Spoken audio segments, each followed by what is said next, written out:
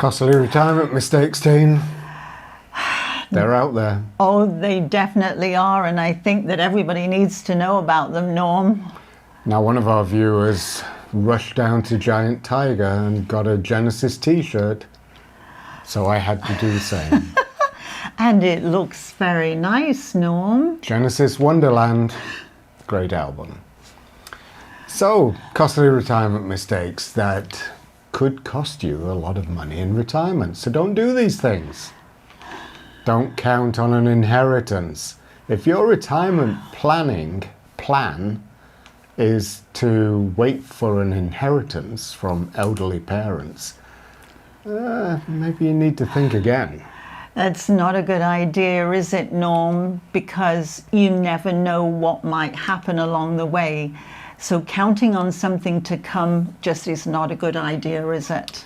No, you should take control of your Yeah. own savings, your own destinies. Save into a retirement plan like a 401k or Canadian pension plan.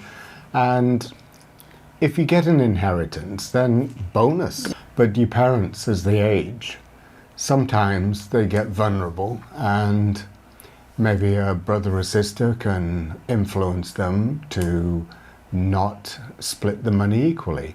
Or maybe they become attached to a neighbour and decide to give it to them. Or the good old dog's home. Who knows? Oh dear. Taking Social Security or CPP early. Now I know. We're going to get some stick for this. And of course, the funny thing is, Norm, that as you will know, we did take our CPP early. We both actually took it at 60, didn't we?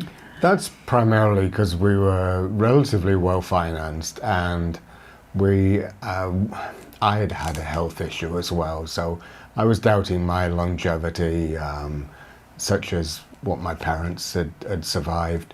So you should realize, taking Social Security or CPP early, you could be missing out on 70% gains in taking Social Security in your 70s. So if you don't need the money immediately, but you think you might need it further in the future, it's a wise thing to delay taking Social Security or the Canadian pension plan so that you can collect more later on. It's a very personal thing, Tim. Yeah, I think it is. And it was something that we did talk about quite a bit, didn't we, Norm? And Yeah. there are lots of individual reasons why you could take it early, or as Norm says, you would get a lot more money if you leave it in the kiddie and take it when you're in your 70s, hey? So taking it early might be a costly retirement mistake that you're going to make. Grown-up children coming back home to live, teen. Ooh. Change the door locks. And you know, the one thing that people don't realize with that, Norm, is that when these adult children come back to live with you, for whatever reason, and there are some genuine reasons, and that's fine. Yeah. But what happens is that monthly food bill goes up substantially. So the budget that you had just for the two of you now becomes a lot bigger, doesn't it? You'd be surprised how hungry those grown-up children are. So, yeah, if you are going to do that, just realize the effect on your budget is going to go off, because now you're going to be feeding 2 or 3 more people in the household. Don't lend money to those children that are coming back to live with you. I think this is one of these big areas, Norm, about lending money to children. Don't lend money to your children. Give it. Yes, exactly. If you can afford to, then give it as a gift. Don't do this thing where, yes, we'll lend you the money and you'll put it down on a piece of paper and they'll make payments back and everything, because 9 times out of 10, that doesn't work and it's not the answer. If you want to help out and you can afford to give it as a gift. And once you've Yeah. given it, you don't have any say in that money. That money becomes your children's money. So don't be telling them what to do with it. It's a gift. give it, forget it, move on. Yeah. The restaurant and the retired parents, that's the trap. And yes, it is. So everybody goes out for dinner and it's perceived that, ooh, the parents are retired now and they've got lots of money, so they can foot the bill for everybody. It's nice to go out with your family, maybe grown-up children, grandchildren, and you'll sit around the table, you have a beautiful meal, and then as the bill comes, all eyes turn to you. Yeah. Dad or grandpa can pay. And there's nothing wrong with that. No. Once or twice or every now and then. But your grown-up children have careers, have money, and I think at some point it bears bearing out that you can't keep being the head of the household. No. Once you've retired, you're on a fixed income, money's finite. So how about saying that you're more than happy to pick the bill up this time for a beautiful, enjoyable meal, and perhaps next time somebody else can do it. I think that's a great idea, Norm.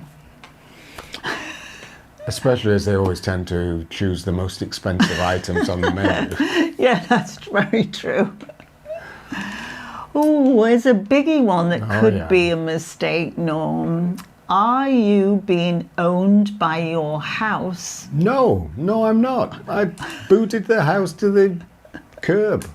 Or is that house owning you, particularly as you start to get older? The thing with the house is it starts holding you hostage. Yeah. You've probably had your house for a long time. You enjoy the outdoors. You enjoy everything about the house. But the house is relentless. It needs maintenance. It needs upkeep. Otherwise, the value won't maintain. Mm-hmm. If you don't keep with the upkeep, then the value may well go down.